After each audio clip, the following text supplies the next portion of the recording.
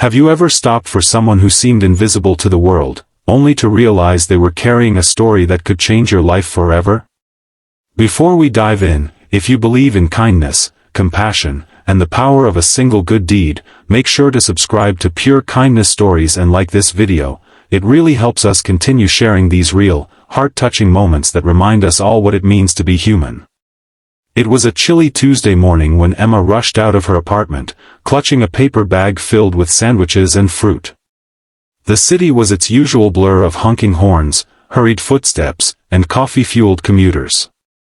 She had overslept again and was running late for her shift at the diner on 7th Avenue.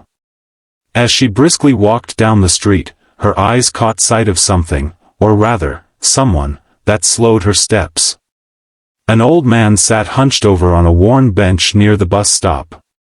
His gray coat looked thin and torn, and his fingers trembled as he tried to zip it up against the wind. His head hung low, eyes fixed on the ground. Passers-by moved around him like he didn't exist. No one looked twice. No one offered a hand. But something about him, it tugged at Emma's heart. Maybe it was the way his shoes were held together by duct tape, or how his frail frame looked like it could collapse at any moment. Maybe it was the sadness in his posture, the kind you don't learn, you earn from years of silent suffering. Emma hesitated. She was already late. But then she sighed and turned back. "Sir," she said gently, kneeling in front of him. "Are you all right? Have you eaten anything today?" The man slowly looked up. His eyes were tired, but kind. He gave a weak smile and nodded. "I'm okay, miss. Just tired, is all."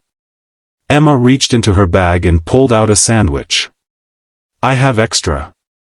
Please, take it." His eyes widened slightly, not from the food, but from the gesture. He took it with shaky hands. "God bless you," he whispered. That should have been the end of it. Just a small moment of kindness between strangers. But for Emma, it wasn't. She walked away, but her heart felt heavy. All day at the diner, she couldn't stop thinking about him. She told her manager she'd be back late from lunch, grabbed a hot bowl of soup, and rushed back to the bench, but he was gone. Over the next few days, she kept an eye out for him. And then, on Friday, there he was again, sitting on that same bench, as if he'd never moved. This time, Emma sat beside him. "My name's Emma," she said.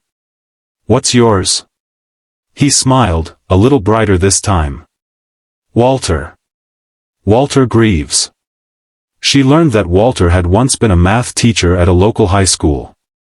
He'd retired years ago, but life had been cruel.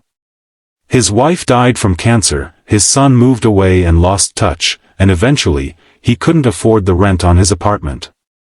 One step at a time, life chipped away at him until he had nothing left but a bag of clothes and a bus stop bench. Emma listened, her eyes stinging with tears. She couldn't believe how someone who had given so much, decades of teaching, of helping young minds, had been left with so little. From that day forward, Emma made it a point to visit Walter. Sometimes with food, sometimes just to talk. He was funny, witty, and filled with stories from his past. She learned he once loved jazz, painted landscapes in his younger years, and used to read Shakespeare aloud to his wife on Sunday nights. As weeks passed, their bond grew. But Emma couldn't shake the feeling that Walter's story wasn't over, that there was more to him than he let on. One morning, after a particularly rainy night, she found him shivering and coughing. She didn't think twice.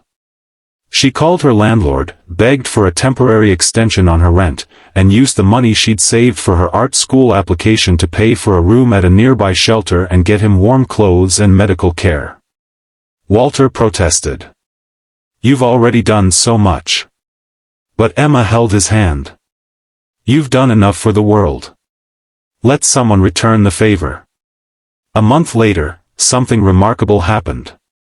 A journalist came into the diner where Emma worked. He overheard her talking about Walter and asked her about him. She told him everything. A few days later, an article appeared in the local paper: "Forgotten teacher found on streets, helped hundreds, now needs help." The story spread like wildfire. Former students recognized the name. Donations poured in. A group of retired teachers pooled funds for his housing. A school board member who had once been Walter's student offered him a part-time mentorship role for young teachers. But the biggest shock came when a tall man in his late 30s walked into the shelter, clutching the newspaper article. He had tears in his eyes as he looked at Walter. "Dad. I'm so sorry." It was Walter's estranged son. Years of miscommunication and pride had built walls between them, but this story had broken them down. Emma watched from a distance as father and son embraced. She couldn't stop the tears. A few weeks later, Walter moved into a cozy little house his son had bought for him. Emma visited often, and every time, Walter would say the same thing: "You saved my life, Emma. Not just with food or shelter, but with your heart." Then one day, Emma received a letter. It was from a university, a full scholarship for art school. It turned out, someone had anonymously donated it in her name. The letter simply read, "Kindness always finds its way back. Thank you for helping Walter." She never found out who sent it, but she had a feeling. Walter knew. If you're still watching this, remember, one small act of kindness can change someone's entire world. Emma didn't expect anything. She didn't help Walter for views, likes, or recognition. She helped because it was the right thing to do. And in doing so, she discovered something beautiful. Kindness is never wasted. It always returns, in ways we least expect, from people we never imagined. If this story touched your heart, don't forget to like the video and subscribe to Pure Kindness Stories. Let's keep the ripple of compassion flowing, one story at a time.